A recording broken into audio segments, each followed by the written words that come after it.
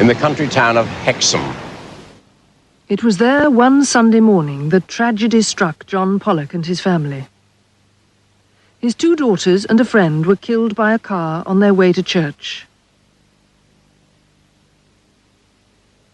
Jacqueline was 6 and Joanna 11 when they died, but John Pollock did not despair while Hexham grieved. He believed that his wife would conceive twins, that the girls would be reborn. From the moment I knew she was pregnant, I believed that the girls would come back. And against all the doctor's predictions, Florence Pollock did produce twin girls. The first thing I noticed when I saw those twins was, we hadn't named them then, but the younger one of the 2 had a scar coming across her forehead down onto the bridge of her nose, which was the identical scar that Jacqueline, the younger one of the girls that had been killed, had when she fell off a little tricycle when she was about 2 years old. Also, I didn't see at the time, but later, my wife said to me, it's an incredible thing, but she's also got the birthmark on her left hip that Jacqueline had. Jacqueline had a birthmark on her left hip, which was like a brown thumbprint. To this day, Jennifer still has that brown birthmark. Mrs. Pollock was astonished when she gave the twins the dead girls' dolls. When I got these 2 dolls out, one said, oh, that's Mary and that's Susan. And it was exactly the same names as my other daughters had named them. And that was the sort of really turning point in my way of thinking. The family had moved away after the tragedy, but on their first visit to Hexham, the twins seemed to remember the landmarks. Well, when we came at the top of Battle Hill, they came over the brow, approaching St Mary's Church, which they couldn't see. One turned to the other and said, well, the school's around here, which we used to go to, and the playground's round the back. Now, they couldn't possibly have seen any sign of a school or a church even. I mean, they were so small they couldn't even have seen over the wall. And sure enough, I mean, the school is round the corner. And this was the most incredible thing. And we continued to walk on. I mean, we were absolutely amazed at this. And as we came past the church, on the opposite side of the road is Hexham Abbey and the Abbey grounds. And one turned and said, oh, the playground's over there. And she was right. The playground was over there, but they couldn't see it from where they were standing because the brow of the hill was in the way. So convinced were the Pollocks that their daughters had been reborn, that even the children's grave no longer held any sorrow for them. There's a grave there, but it means nothing. To me, to bring flowers or anything on the grave would be sheer hypocrisy, because I don't believe that they're here. I mean, it's just a symbol of 2 girls that lived that were reborn.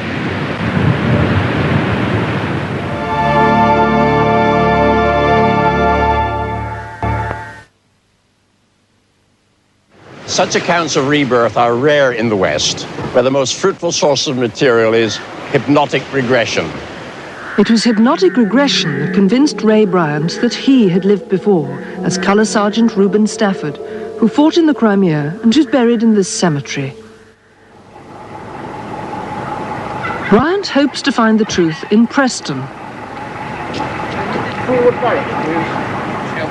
Fulwood Barracks is the headquarters of Stafford's regiment, the 47th Lancashire Regiment of Foot. Under hypnosis, Ray seems to remember living as Stafford, and many of his memories check out. There was such a person as Colour Sergeant Reuben Stafford of the 47th Lancashire Regiment of Foot. He did actually exist.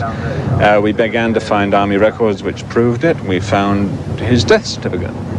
Stafford drowned in London in 1879, but 25 years earlier he fought in the Crimean War.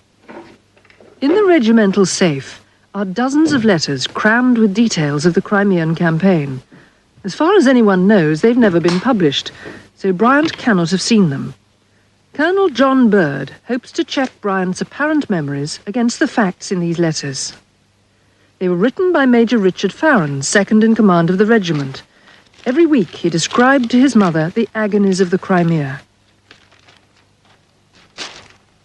If I do remember what is in those letters, we still can't say that it really proves anything. We can't say that it's reincarnation. We can't say that it's inherited memory. We can't say that it's telepathy. We can't really say what it is, but at least it shows that something is there, and it is not all imagination.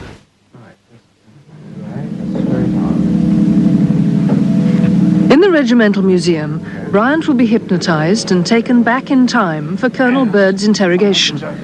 Until he goes under, he's blindfolded, so that he cannot pick up any clues from the museum's treasures.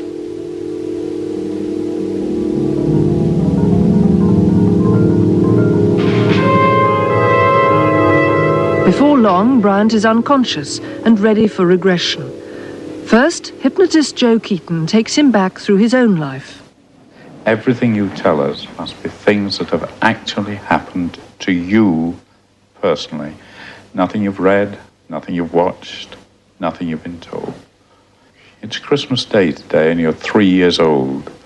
It's Christmas Day today and you're 3. Hello, Ray. How are you? What are you doing? What are you doing? I'm looking at the tree.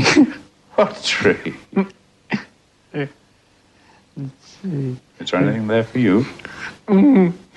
What is there? It's a parcel. Oh, do you know what's in it? I don't know. Who brought it? Mummy. But even more remarkably, it seems he can be regressed to before he was born. Now go back further still. Go back further still. I want you to go back to the year 1855. It is the year 1855. In 1855, the 47th faced a bitter Crimean winter. Under hypnosis, Bryant seems to re-experience every hardship suffered by the ill-equipped infantry, and his accent has changed. Bloody cramp. Why have you got cramp? Because it's bloody cold.